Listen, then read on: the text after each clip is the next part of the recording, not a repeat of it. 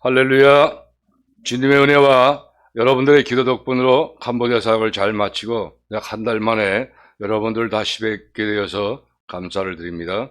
자, 아울러서 캄보디아 두 번 전도사님의 그 목사고시 또한 합격으로 인도해 주신 주님과 여러분들께 다시 한번 더 감사를 드립니다.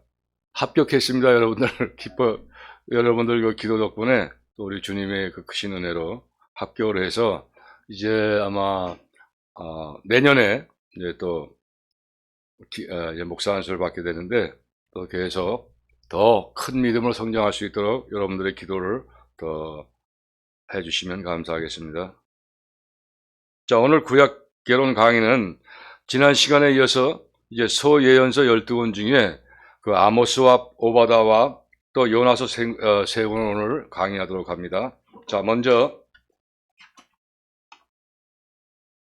이 아모스는 3대지로서 1대지는 개요와 2대지는 그 아모스의 구성과 또 3대지는 이 아모스의 주제에 대해서 이렇게 이제 강의를 하게 됩니다. 자, 그러면 먼저 이 개요에 대해서 아모스 그 개요에 대해서 말씀드리겠습니다.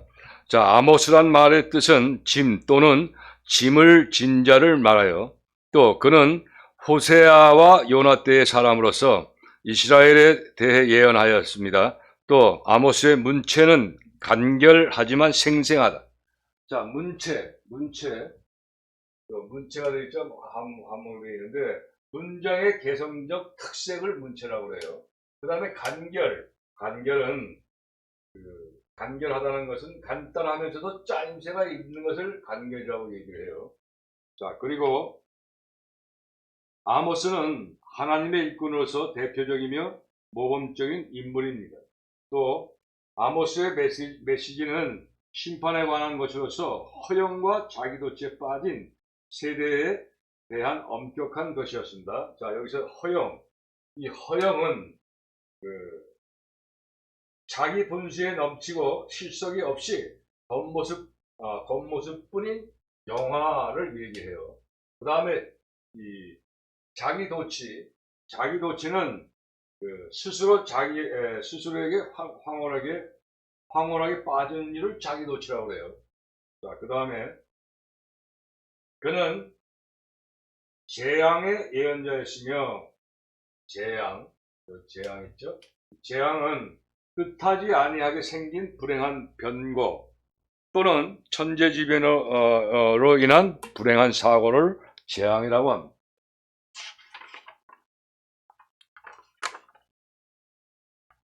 그리고 개인적인 죄는 백보자 앞에 개인적으로 심판을 받는 것을 말해요.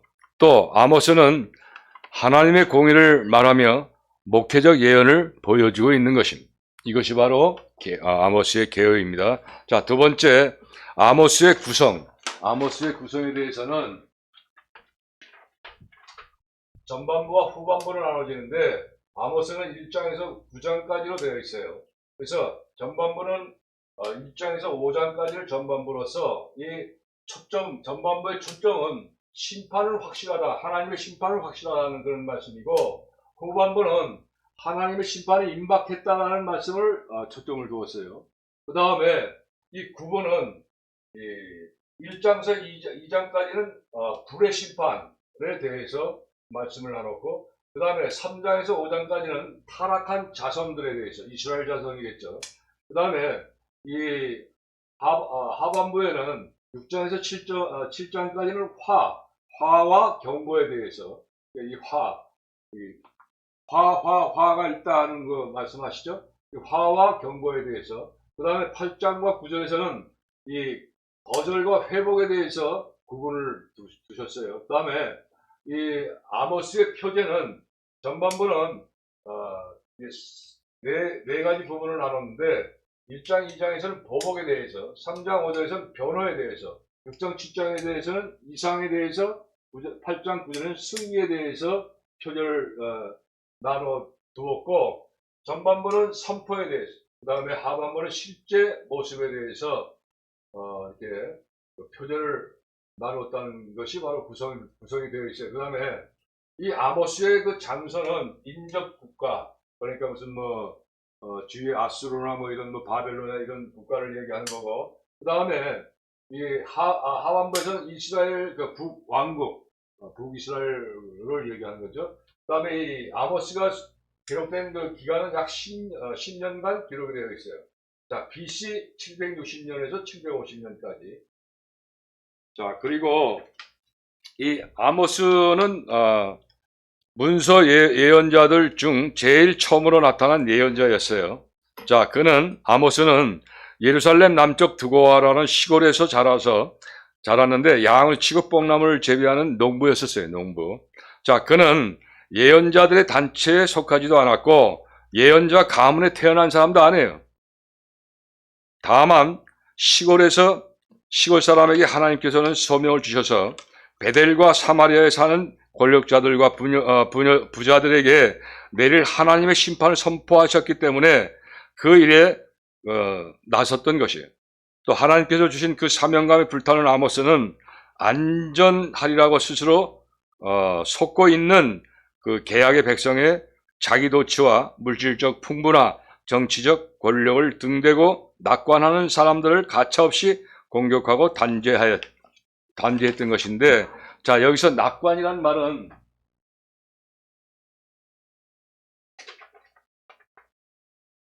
낙관이란 말 있죠. 우리 캄보디아 우리 전도사님들 한문을 잘 보고 중국말을 잘 하시니까 한문을 보시고 이해하시기 바래요. 낙관이라고 하는 것은 인생이나 사물을 밟고 희망인 것으로 보는 것을 낙관이라고 그래요. 그 다음에 단죄는 죄를 처단함과 죄로 단정하는 것을 단죄라고 해요. 여로보암 2세 때 북쪽 왕국 이스라엘은 다메섹 군대를 이기고 북쪽과 동쪽으로 영토를 확정하였습니다. 따라서 이스라엘은 다메섹과 아라비아로 통하는 대상의 통로로서 장악하고, 여기서 장악이라고 하는 말은 손안에 잡아쥔다는 뜻으로 무엇을 마음대로 할 수 있게 되는 것을 장악이라고 그래요. 자, 상업을 통해서 치부를 할 수 있었어요. 자, 이렇게 물질적으로 부해지는 반면에 악도 성하여 공의는 땅에 떨어지고 빈부의 차는 극심해졌고 온갖 더러운 우상 숭배가 감행되었다. 그래서 감행이라고 하는 말은 과감하게 실행하는 것을 감행이라고 그래요. 자, 아모스를 불러 세우신 것은 바로 이러한 때였다. 아모스의 예언은 이렇게 죄가 많은 이스라엘에게 하나님의 의로운 심판이 곧 있을 것을 선포하는 내용이었습니다. 자, 여기서 아모스는 이스라엘의 죄만을 책망한 것이 아니고 주변에 있는 나라 곧 다메섹, 블레셋, 두로, 에돔, 아몬, 모압 등에 대해서도 하나님의 똑같은 심판을 할 것을 예고한 것이 바로 특징이에요. 자, 즉 하나님은 온 땅의 주님이시며 심판자라는 것을 여기서 나타내요. 자, 그리고 이스라엘은 하나님의 계약의 백성이기 때문에 그들의 죄는 더 무겁고 따라서 그들의 받을 심판도 더 무겁다는 것을 우리가 깨달아야 되는 것이죠. 자, 그렇게 해서 구성이 되어져 있고, 다음 세 번째 대지로는 이 아모스의 주제에 대해서 설명하도록 합니다. 자, 아모스의 주제는, 아모스의 가장 핵심적인 주제는 진정한 경건은 사회적 정의 가운데 드러나는 것입니다. 하나님께서 원하시는 것은 절기와 제사와 희생이 아니라 바로 공의와 정의라는 것이에요. 자, 바로 아모스 5장 21절에서 24절 말씀에 말씀하신 건데, 내가 너희 절기를 미워하여 멸시하며 너희 성회를 기뻐하지 아니하나니 너희가 내게 번제나 소제를 드릴지라도 내가 받지 아니할 것이요 너희 살찌는 희생의 화목제도 내가 돌아보지 아니하리라. 내 노래소리를 내 앞에서 그칠지어다. 내 비파소리도 내가 듣지 아니하리라. 오직 공법을 물같이 정의를 하수같이 흘릴지로다. 여기 바로 아모스 5장 21절에서 24절까지 이렇게 말씀하셨어요. 자, 그리고 개혁을 기치로 내건 개인이나 단체라면 그리스도인이건 비그리스도인이건 간에 식자층의 경우에 여기서 식자층이라고 하는 것, 자, 한문을 잘 보시기 바래요. 식자층과 회자와 제의와 염도와 보수가 이게 우리 캄보디아 전도사님도 잘 모르는 그런 단어인데 이걸 보시고 설명을 할 때에 잘 깨달으시길 바래요. 자, 이 식자층이라고 하는 것은 학식과 견문이 있는 계층의 사람들을 바로 식자층이라고 그래요. 그리고 오직 공법을 물같이 정의를 하수같이 흘리리지로다라는 어구를 기초로 내건 것을 우리는 흔히 볼 수가 있어요. 자, 이 문구가 인구의 회자하게 된 것은 이렇게 회자가 또 나오는데 이 회자라는 말은 칭찬을 받으며 사람의 입에 자주 오르내림을 이르는데 하는 말이에요. 회자라고 하는 것은. 자, 이 구절이 가지고 있는 힘과 매력 때문이 아닌가 생각을 해요. 자, 어쨌든 간에 이스라엘은 공법을 물같이 정의를 하수같이 흘리기는커녕 불의와 부정이 가득한 시궁창물을 흘리고 있었어요. 자, 그렇다면 이들이 이런 모습을 보이고 있음에도 불구하고 스스로 안전하다고 생각하는 이유는 과연 무엇인가? 자, 물론 국력에 대한 긍지 또 국제 정세의 호전 등에도 이유가 있겠지만 부분적으로는 여호와의 약속에 대한 깊은 신뢰 때문이었어요. 자, 그러나 이 같은 여호와의 약속을 믿는 신앙도 내적으로 왜곡되어 있었어요. 자, 이스라엘을 향한 여호와의 크신 일과 그 언약은 제의 가운데서 늘 기념이 되었었어요. 그럼 여기서 제의라는 말은 의견이나 의안을 내놓는 것을 바로 제의라고 그래요. 자, 그러나 언제나 이 언약을 여호와 국가를 보호해 줄 것이라는 그 보증으로 여겼을 뿐 언약의 규정과 의무에 대해서는 염두에 두지 않았다. 여기서 염두라는 말은 생각의 시초 또는 마음속을 염두라고 그래요. 자, 그리고 이 염두에 두지 않았다는 말씀 바로 아모스 3장 1절과 9장 7절에서 이 말씀 나오죠. 자, 그리고 그저 제사를 열심히 드리면 그것으로 다라고 생각하는 것이에요. 자, 미래에 대해서도 이스라엘들은 여호와의 날을 믿었어요. 자, 여호와께서 결정적으로 개입하여 그 원수들을 쳐부시고 조상들에게 약속했던 가나안 땅의 소유를 보장한 그날을 기대하고 있었어요. 자, 이스라엘은 규범적 신앙적 본질적 특징들, 즉 선택, 언약, 약속을 고수하고 있었지만 여기서 고수라고 하는 말은 차지한 물건이나 형세 따위를 굳게 지키는 것을 고수라고 그래요. 자, 그 신앙은 내적으로 깊이 왜곡이 되어 있었고 여호와의 신앙은 이교가 될 위험에 처해 있었다. 그러기에 여호와께서 이스라엘을 선택한 것은 바로 심판을 보장하는 것이 아니라 자칫하면 하나님의 심판의 근거가 될 수도 있다는 사실을 알지 못해서 그랬다는 것이에요. 자, 그리고 이 아모스에서 그 특이한 사항은 우리가 아모스서 3장 7절 말씀을 보게 되면 그 아모스의 구성에서 아까 밝힌 바와 같이 아모스 선지자는 그 당시의 예언자, 선지자들의 그 단체 속에도 속해 있는 사람이 아니었고 또 예언자 가문에서 태어난 그런 선지자도 아니었어요. 다만 시골에서 자라서 양을 치고 뽕나무를 재배하는 그런 농부 출신이었다는 것을 우리가 좀 특징적으로 이해해야 돼요. 그래서 하나님께서는 아모스를 통해 자신의 모든 비밀들을 선지자들에게 반드시 보이시고 행하신다는 그 비밀의 말씀을 기록하게 하셨어요.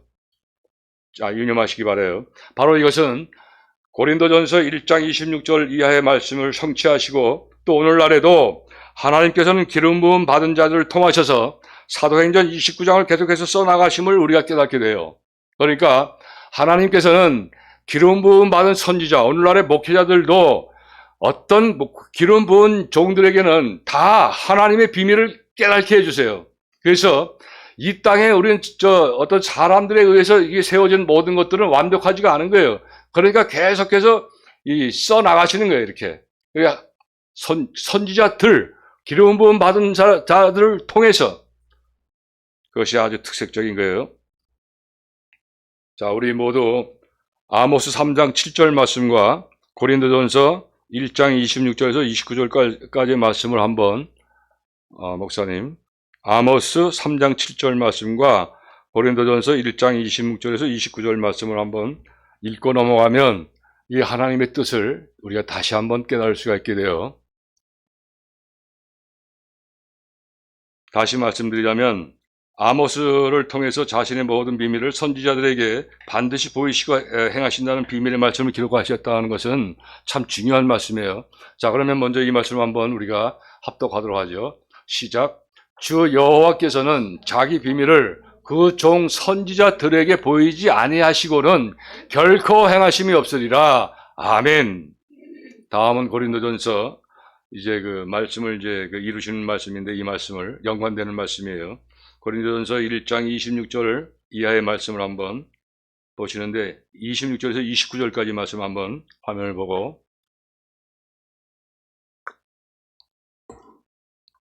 자 합독하도록 합니다. 시작. 형제들아 너희 부르심을 보라. 육체를 따라 지혜에 있는 자가 많지 아니하며 능한 자가 많지 아니하며 문벌 좋은 자가 많지 아니하도다. 그러나 하나님께서 세상에 미련한 것들을 택하사 지혜 있는 자들 부끄럽게 하려 하시려고 세상에 약한 것들을 택하사 강한 것을 부끄럽게 하려 하시며 하나님께서 세상에 천한 것들과 멸시받는 것들과 없는 것들을 택하사 있는 것들을 폐하려 하시나니 이는 아무 육체라도 하나님 앞에서 자랑하지 못하게 하려 하심이라. 아멘.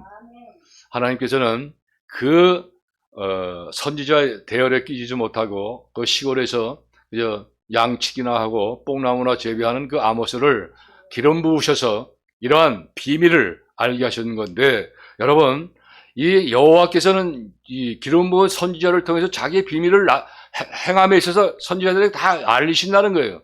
이 말씀을 왜 그 하고도 많은 그 선지자들 중에 아모스를 택해서 이 말씀을 주셨을까요? 바로 자랑치 못하게 하시라는 거예요.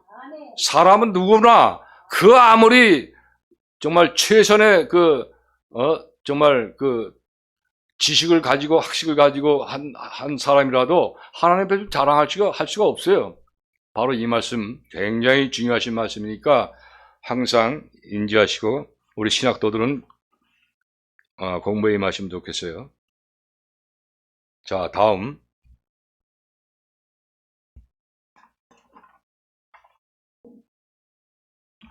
아모스는 이제 이렇게 해서 오늘 강의를 끝내고 다음은 자 오바댜서에서는 이것도 마찬가지로 세 가지 대지로 첫 번째 대지는 개요와 두 번째는 오바댜의 구성과 또 세 번째는 주제와 신학의 메시지인데 이 세 번째 대지로는 두 가지 소지가 있어요. 자, 첫 번째 소지는 에돔에 대한 심판과 성경을 얘기하는 거죠. 두 번째 소지는 에돔은 열방의 대표다 하는 주제로 설명을 드려요. 자, 먼저 오바댜의 그 개요에 대해서 자, 우리 캄보디아나 여러분들도 이 한문 이게 좀 한문으로서 잘 이해하지 못하는 그런 내용들은 개요에 있어서 악감이란 말과 반감이란 말과 약탈이란 말과 점령이란 말, 요거는 물론 우리 한국의 여러분들은 다 대충 아시겠지만 캄보디아 사람 잘 몰라요. 그래서 요거 말씀드리면서 요 한문에 대해서 설명을 해드릴 겁니다. 자, 먼저 개요에 대해서 설명합니다.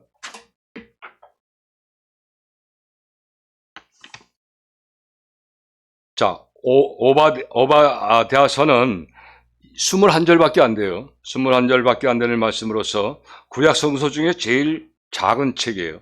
자, 이 책이 언제 기록되었는지는 아직 확실하지 않지만 포로 시대 이후 우리가 BC 538년에 것이면 확실한 거예요. 그리고 주전 5세기 내지는 4세기에 에돔이 멸망한 사건보다는 먼저 기록된 책인 것이라는 걸 우리가 알 수가 있어요. 자, 이스라엘과 에돔은 그 조상을 따져볼 때에 애굽과 에서를 각각 조상으로 가진 백성들이니 결국 형제간이 틀림없죠. 자, 그런데도 에돔은 세일산을 요새로 삼고 이스라엘 백성이 가나안 땅으로 들어가려 할 때에 통로를 차단하고 못하게 했죠.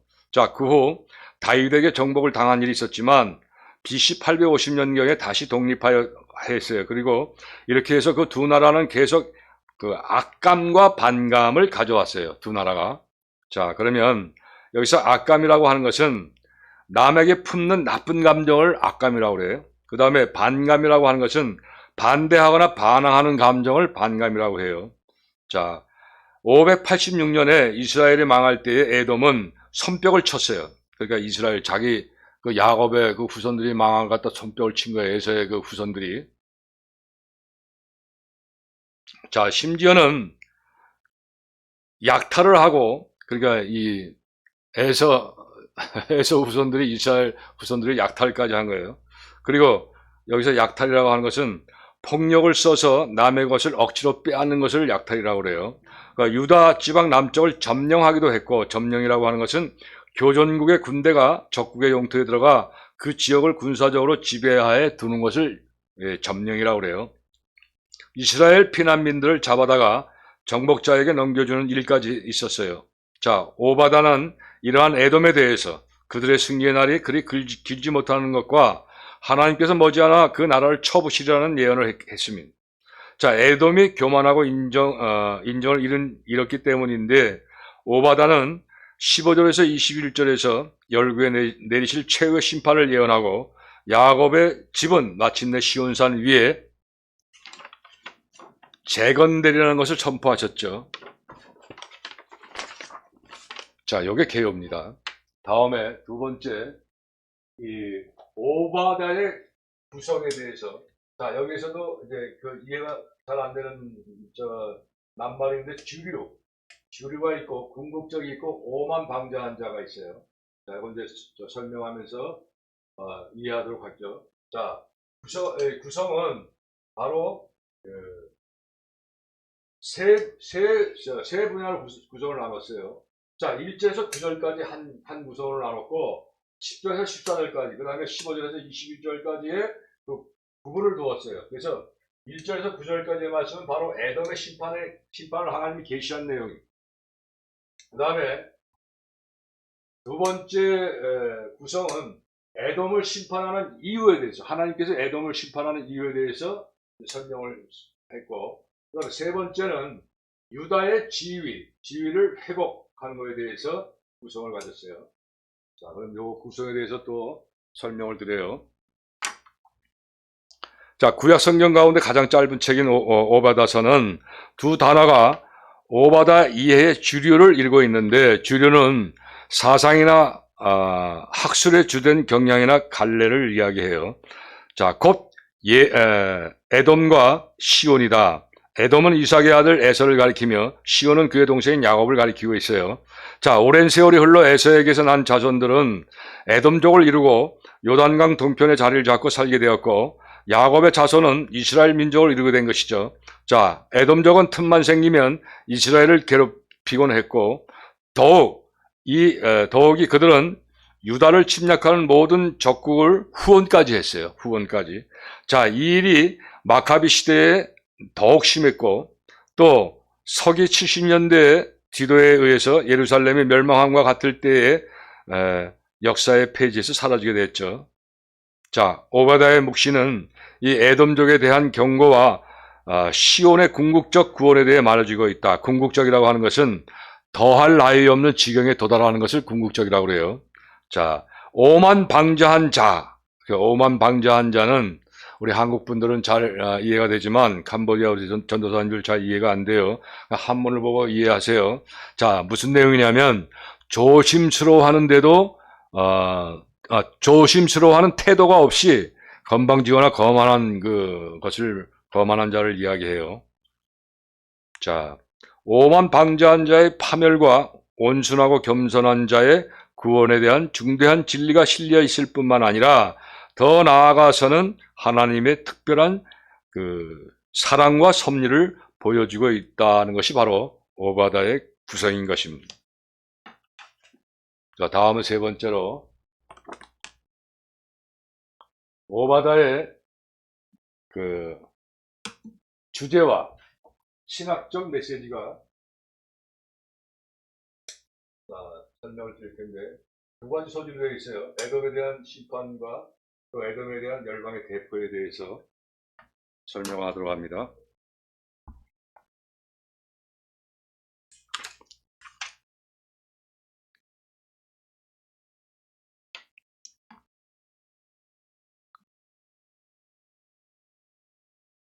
자, 에돔은 스스로 안전하다고 생각하고 오만하게도 이스라엘이 바벨론에 당하는 것을 보고 즐거워했습니다. 에돔인들은 바벨론인들을 도와 사거리에서 도망가는 유대인들을 막았어요. 14절에 말씀이 나오죠. 공견이 유다의 환란을 기뻐해요. 12절에 나오죠. 또 이 같은 에돔의 태도로 인해 여호와께서는 에돔을 심판하기로 작정하시고 이를 선포하신 것이죠. 자, 우리는 여기서 오바다에서가 그저 에돔에 대한 거부감을 드러낸 책으로 가볍게 보아서는 안 돼요, 여러분. 자, 그러면 어떻게 우리가 봐야 될 것인가? 어떤 학자들은 주 1세기에 에돔에 대해서 유대인들이 가졌던 거부감이 오바다에서 정경으로 보존된 이유라고 주장을 한다. 이 정경이라고 하는 것은 구약이나 신약을 얘기해요. 아울러 이르는 말이에요.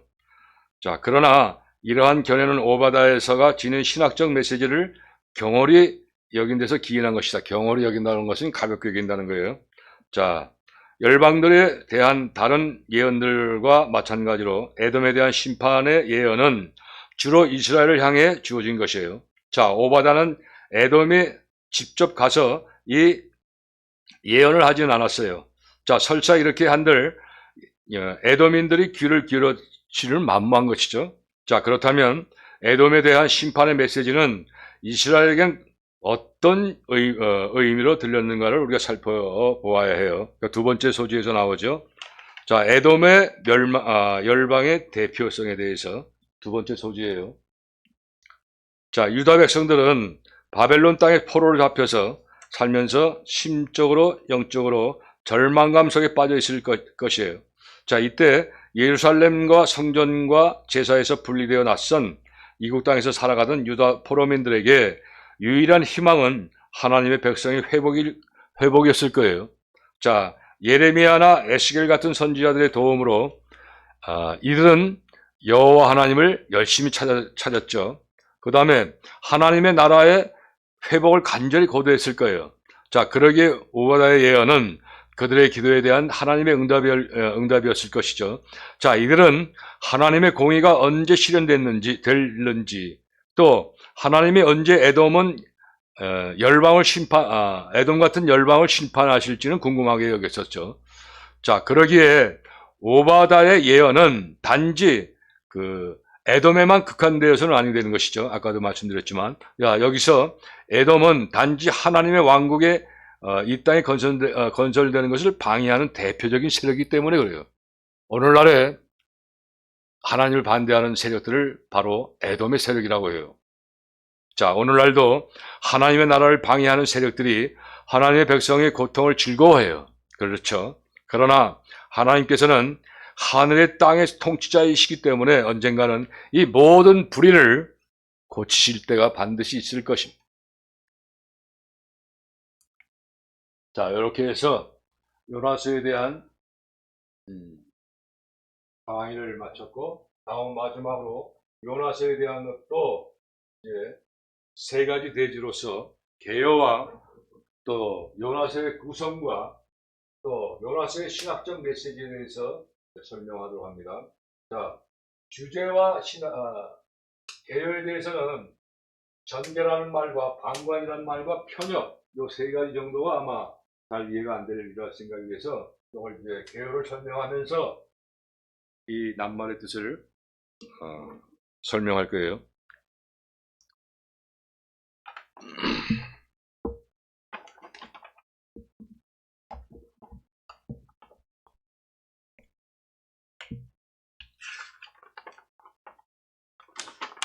자, 먼저 1대지인 개요입니다. 요나서에.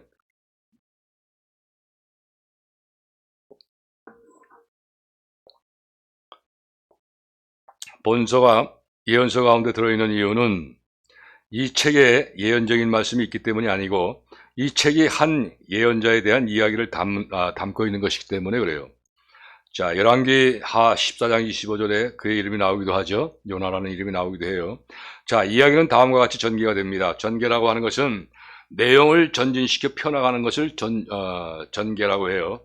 자, 예언자 요나는 아수르의 수도 니누웨로 가서 그 백성이 회개하지 않으면 그 성이 멸망한다고 선포하는 명령을 하나님께로부터 받게 되죠. 자, 아수르는 히브리인과 철천지 원수였고 이스라엘이 제일 싫어하는 백성의 나라 백성들이 바로 아수르였었어요.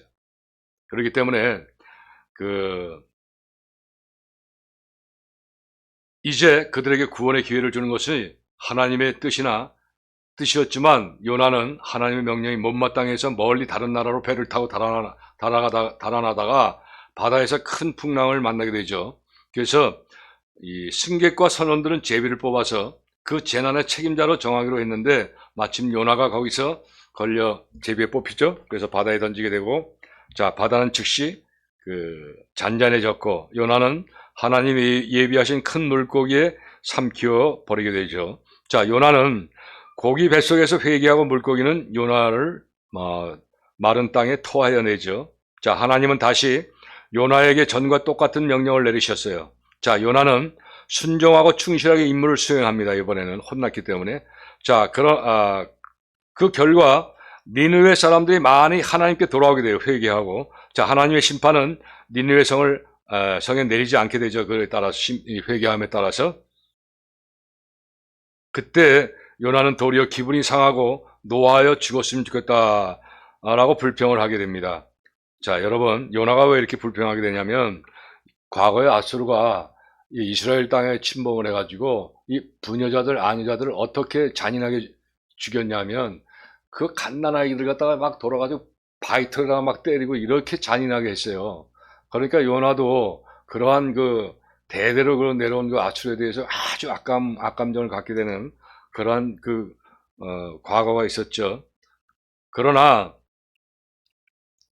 요나는 다만 니느웨 성을 향하여 하나님의 심판을 선포한 것이고 그들이 회개하여 구원을 얻으려는 생각을 못했던 모양이다. 즉 그들이 회개하고 하나님의 자비를 받는다는 것을 요나는 원치 않았던 것이죠. 자, 그가 침울한 마음으로 성벽의 밑에 앉아 있을 때에 난데없는 박넝쿨이 순식간에 자라 뜨거운 햇빛을 가려주어 어느 정도 기분을 풀어주게 되죠.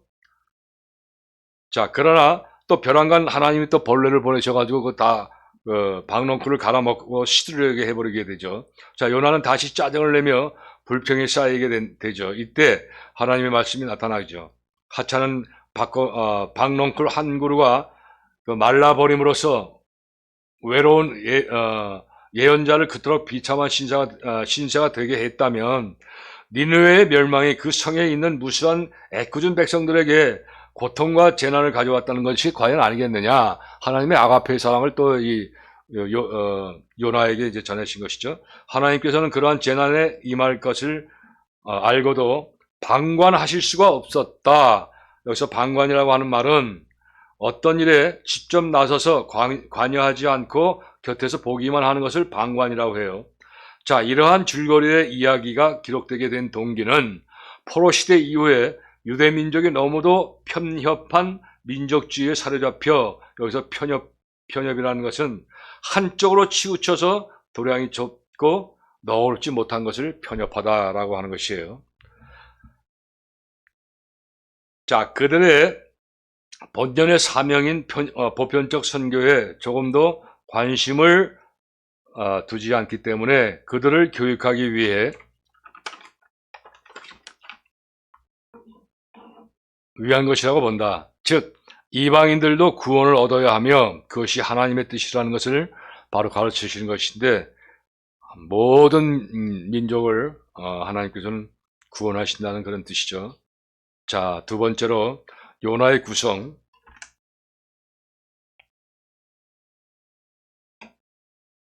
자, 요나의 구성. 그 다음에 신학적 요나의 구성에 대해서는 낱말이 어려운 낱말이 없어요. 그래서 한문풀이가 없어요. 자, 요나의 구성은 4장으로 되어 있는데 각 장이 다 구성이 이제 1장, 2장, 3장, 4장이 각각 구성이 되어 있어요.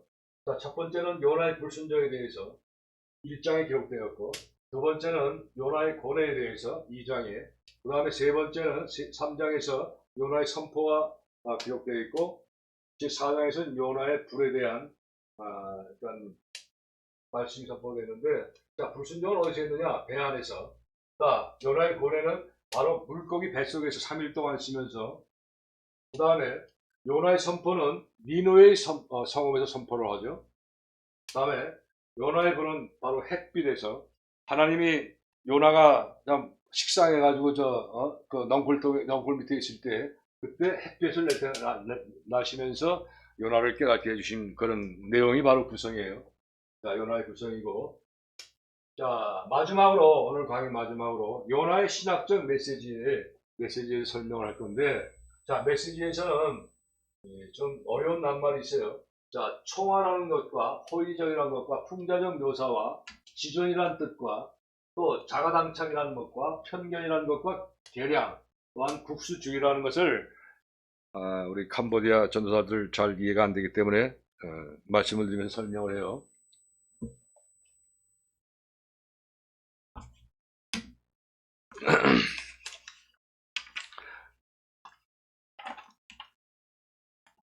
자, 여기서 요나의 신학적 메시지는 바로 스토리는 하나님이 요나에게 큰 성 니느웨로 가서 심판의 메시지를 전하라 라는 명령부터 시작이 됩니다.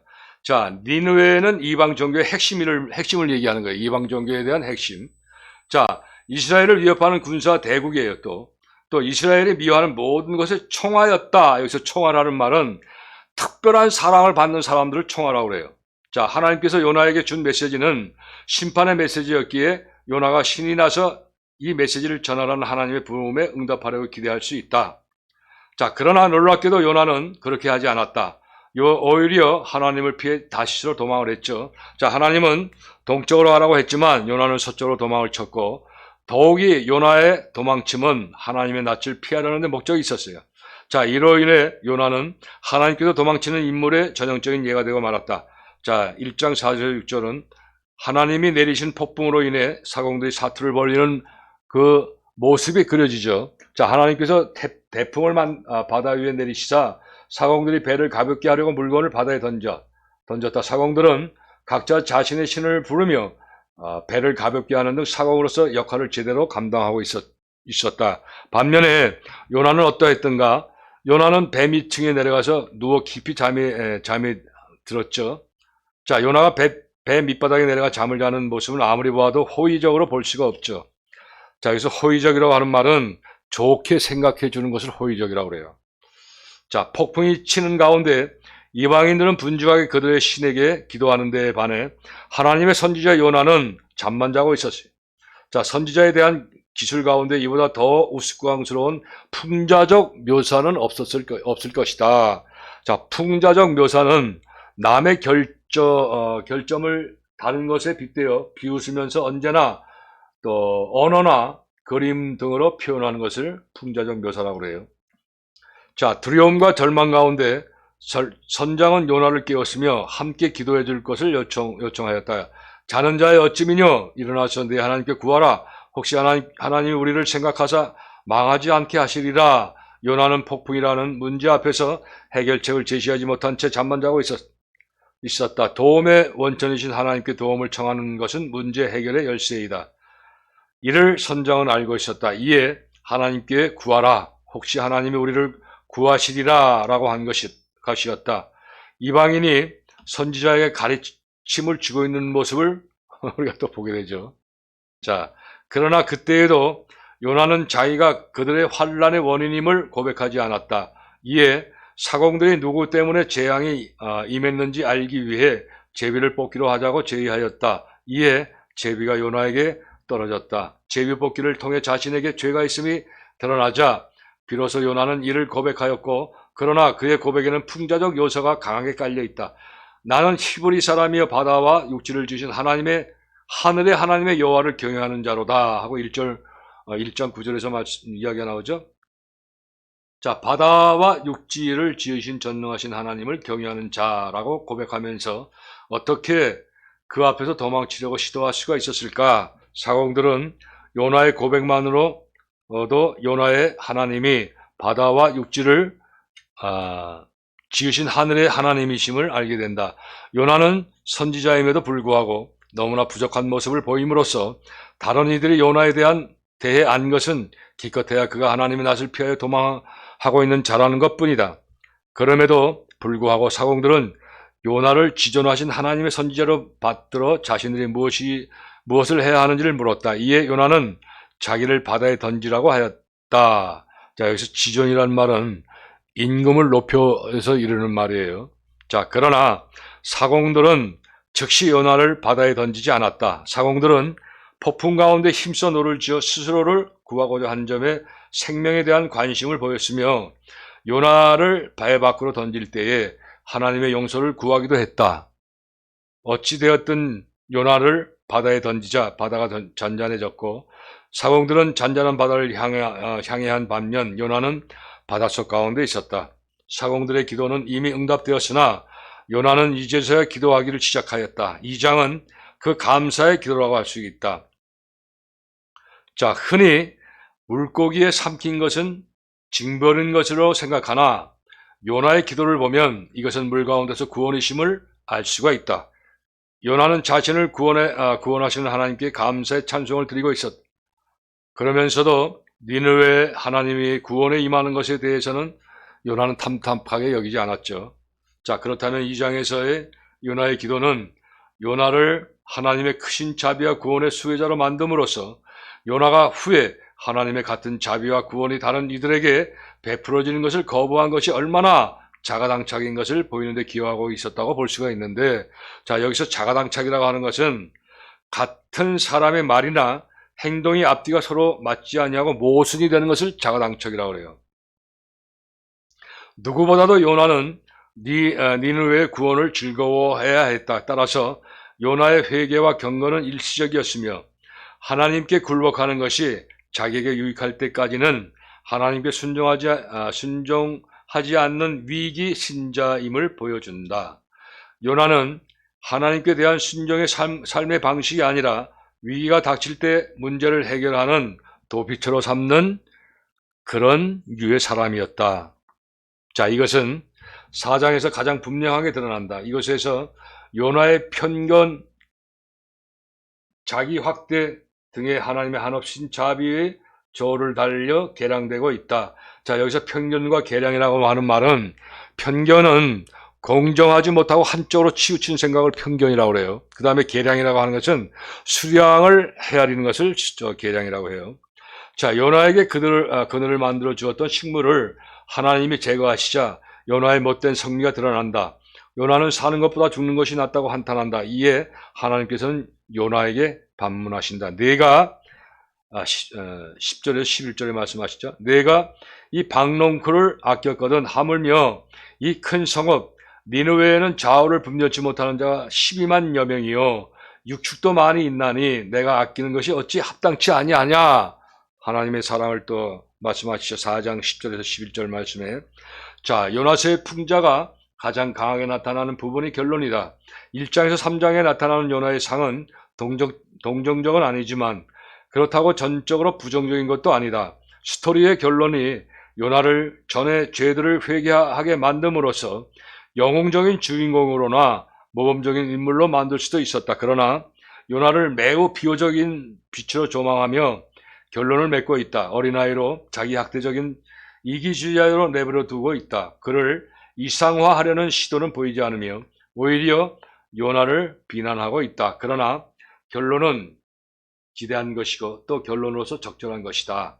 풍자의 목적이 독자로 하여금 진리를 받아들이도록 하는 데 있다면 요나서 기자보다 이것을 더 잘할 수는 없다.